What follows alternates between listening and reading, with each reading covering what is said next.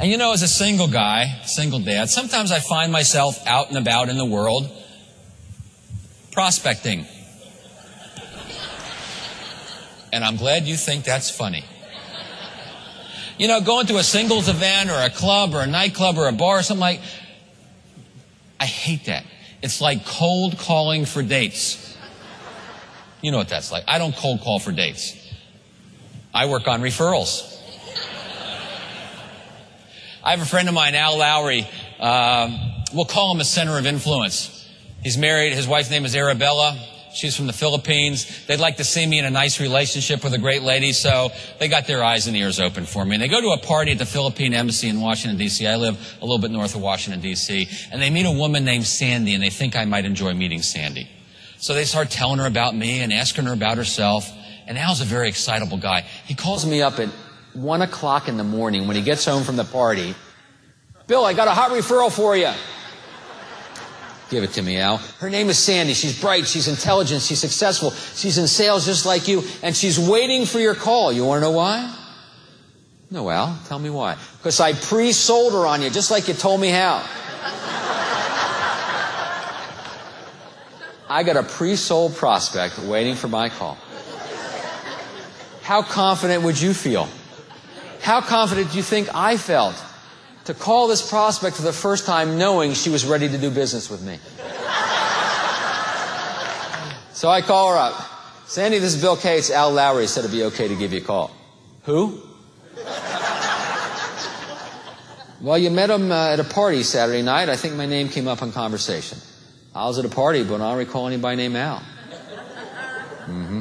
Well, Sandy, Al said you're in sales, so I guess we can both agree that this referral call has become a cold call. Yeah, I guess it has. So much for my wit, huh? Well, I don't know what you do in this circumstance, but I did what most salespeople would do. Sandy, can I send you a brochure with some testimonial letters? Right? When in doubt, mail information. A gentleman by the name of Haig Cohn Diane sold me a life insurance policy, and a year into the policy, he calls me up. He says, Bill, I'd like to take you to lunch. We call it an annual review. So we go to lunch, we do the review, and near the end of the review, he asked me for referrals. And this is the way he asked me. Bill, you don't happen to know anyone else who might be looking for life insurance, do you? Now I'm a sales trainer, and this is how he asked me for referrals. You don't happen to know anyone, do you? What's my response? No, I don't think I do, Haig. I let him squirm for a couple of seconds. But I liked the guy. Sharp when it came to life insurance. I gave him 3 referrals in spite of how he asked. Sometimes we just have to ask, right? 10 years into the relationship, in August, he calls me up. He says, Bill, I'd like to take you to lunch. September's our month to do lunch. Can we set it up? I said, sure, let's set it up. He says, by the way, we're going to do that referral thing again. Guess his confidence has increased a little bit over that decade, right? So we sit down, he's got a smile on his face. He says, Bill, today we're celebrating. I figured over the last 10 years, you've given me 43 referrals. 21 of those people have become clients of mine. So today I'm going to say thank you. Today, I'm going to buy you dessert. Took me 10 years to get dessert from him. I'll never forget what he said next. You've opened your Rolodex of business contacts for me, your director of speakers and seminar leaders for me. But my guess is, Bill, over the last year, you've met a couple of new people.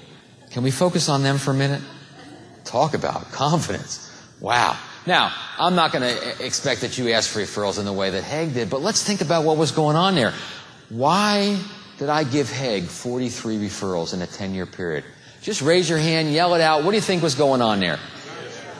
He asked for it, thank you, and that's wonderful because, you know, I do this on a pretty regular basis, and some groups I speak to, no one ever says he asked. Yeah, he was proactive. I mean, do you think it would have happened if he hadn't asked?